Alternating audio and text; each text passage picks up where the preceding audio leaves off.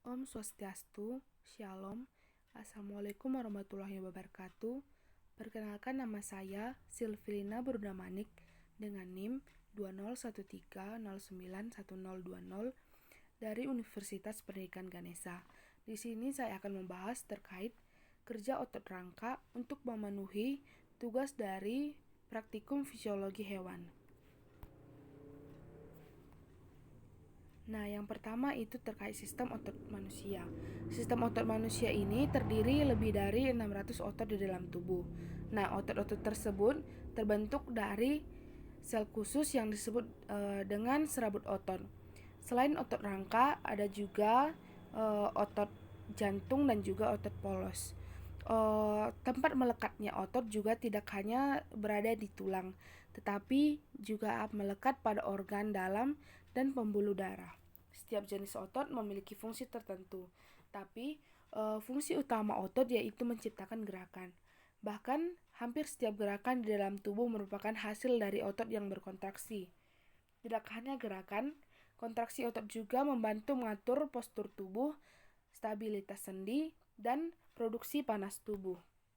Berikut ini merupakan satu tokoh, yaitu Ade Rai, berupa binaragawan asal Indonesia yang membuktikan ataupun dapat kita lihat salah satu fungsi dari otot yaitu mengatur postur tubuh. Selanjutnya yaitu sistem otot manusia. Berdasarkan jenisnya dibedakan menjadi 3, yaitu otot polos, otot jantung, dan otot rangka. Nah, otot polos. Otot polos dapat ditemukan di dinding organ dalam seperti pembuluh darah, saluran pencernaan, saluran pernapasan, kandung kemih, dan juga rahim. Tak hanya itu, otot polos juga dapat ditemukan pada mata. Pada organ yang digunakan untuk melihat ini, otot polos berfungsi untuk mengubah ukuran iris atau selaput pelangi dan mengubah bentuk lensa mata. Otot polos pada kulit juga dapat menyebabkan bulu kuduk berdiri saat menghadapi cuaca dingin ataupun menghadapi rasa takut. Namun, pada sistem otot polos ini, mekanisme kerjanya dikendalikan oleh sistem saraf otomatis, yang artinya otot ini bergerak dan dikendalikan oleh alam bawah sadar otak, tanpa perlu Anda kendalikan dengan pikiran sadar. Meski keberadaannya tidak Anda sadari, otot polos terus bekerja di dalam tubuh. Fungsi otot polos beraneka ragam tergantung letak dan posisi di dalam tubuh. Sebagai contoh, mekanisme gerak otot polos pada sistem pencernaan, seperti berkontraksi dan berelaksasi secara bergantian, membantu makanan masuk ke dalam tubuh saat proses pencernaan terjadi. Ciri-ciri dari otot polos dapat kita lihat pada gambar di samping, yaitu berbentuk gelendong atau memiliki poros dengan satu inti pusat. Mekanisme kontraksi otot ini adalah kontraksi perlahan dan berirama. Nah, yang selanjutnya yaitu otot jantung. Nah, perbedaan yang dapat ditemukan pada otot jantung yaitu jika otot polos berada di beberapa lokasi di bagian tubuh, dan otot jantung ini hanya terdapat pada dinding jantung dan dikontrol oleh sistem saraf otomatis. Sel otot jantung memiliki garis-garis terang dan gelap yang disebut lurik. Susunan serat protein di dalam sel menyebabkan pita terang dan gelap ini. Sel otot jantung terbentuk silindris memanjang dengan satu inti sel di tengah. Kontraksi dari otot jantung umumnya dikendalikan oleh alam bawah sadar, tapi cukup kuat dan memiliki irama. Saat otot jantung berkontraksi, darah akan dipompa keluar, sementara saat otot jantung berelaksasi, darah akan kembali masuk ke jantung setelah bersirkulasi ke dalam tubuh. Yang selanjutnya yaitu otot rangka. Otot rangka merupakan bagian dari sistem otot yang memiliki kaitan erat dengan sistem muskuloskeletal. Pengertian dari otot rangka adalah jaringan otot yang melekat pada tulang manusia. Otot rangka menjadi satu-satunya jaringan otot yang bisa dikendalikan secara sadar. Nah, pada sistem otot manusia, otot rangka menjadi salah satu yang terpenting karena lokasinya yang berada pada seluruh bagian tubuh. Fungsi otot rangka yaitu berkontraksi untuk menggerakkan bagian tubuh lebih dekat tulang yang melekat pada otot. Sebagian besar otot rangka melekat pada dua tulang di sepanjang sendi, sehingga otot berfungsi untuk menggerakkan bagian-bagian tulang lebih dekat satu sama lain. Otot rangka tidak hanya berfungsi untuk menghasilkan gerakan, tapi juga untuk menghentikannya. Selain itu, otot rangka juga dapat mencegah pergerakan tulang dan sendi yang berlebihan. Tujuannya untuk menjaga stabilitas tulang dan mencegah terjadinya kerusakan pada struktur tulang itu sendiri. Jaringan otot ini juga membantu Anda untuk bisa mengendalikan secara sadar fungsi-fungsi tertentu di dalam tubuh, seperti mengunyah dan buang air kecil maupun air besar. Nah, fungsi dari otot rangka ini juga untuk melindungi organ dalam, khususnya yang berkontraksi di area perut, seperti membantu menopang berat dari organ-organ tersebut. Sel otot rangka sama dengan sel otot jantung, yaitu memiliki lurik. Namun, sel otot rangka berbentuk silindris bercabang dan memiliki inti sel banyak di setiap seratnya. Nah, yang berikutnya yaitu fungsi dari sistem otot manusia. Fungsi sistem otot manusia yang pertama yaitu melakukan gerakan tubuh. Nah, otot rangka bertanggung jawab atas gerakan yang kita lakukan. Otot rangka melekat pada tulang dan sebagian dikendalikan oleh sistem saraf pusat atau SSP. Otot rangka digunakan kapanpun kita bergerak. Otot memiliki arah gerakan yang kita inginkan bersama-sama dengan tulang dan tendon. Yang kedua yaitu mengatur posisi tubuh. Nah, otot rangka juga mengatur posisi tubuh kita. Kelenturan dan kekuatan adalah kunci untuk mempertahankan postur tubuh yang tepat.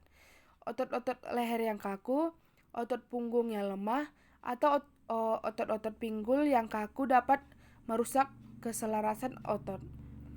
Otot rangka membantu melindungi tulang belakang dan membantu kita dalam menjaga keseimbangan. Dalam sistem otot ada yang disebut dengan otot inti, yang termasuk otot perut, otot punggung, dan otot panggul. Semakin kuat otot ini, maka kita akan semakin baik pula keseimbangan pada tubuh kita. Yang ketiga yaitu mengandung atau mendukung peredaran darah manusia. Nah, pada sistem otot manusia, otot jantung dan otot polos yang keberadaannya tidak disadari berfungsi untuk membantu jantung berdetak dan aliran darah mengalir ke seluruh tubuh. Hal ini biasanya ditandai dengan adanya impuls listrik. Otot jantung ditemukan di dinding jantung. Ini dikendalikan oleh sistem saraf otonom yang bertanggung jawab untuk sebagian besar fungsi tubuh. Pembuluh darah kita terdiri dari otot polos dan juga dikendalikan oleh sistem saraf otonom. Nah, yang berikutnya yaitu membantu proses pernapasan, yaitu diafragma adalah otot utama yang bekerja selama pernapasan. Saat kita bernapas lebih berat, seperti saat sedang berolahraga, diafragma memerlukan bantuan dari otot lain, seperti otot perut, otot leher, dan otot punggung. Selanjutnya yaitu mendukung proses pencernaan.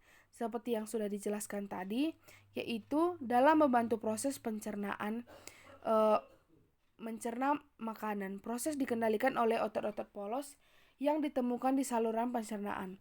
Otot polos sendiri membantu mendorong makanan keluar dari tubuh saat kita buang air besar atau muntah ketika sakit. Yang selanjutnya ataupun yang terakhir yaitu mendorong bayi saat proses persalinan.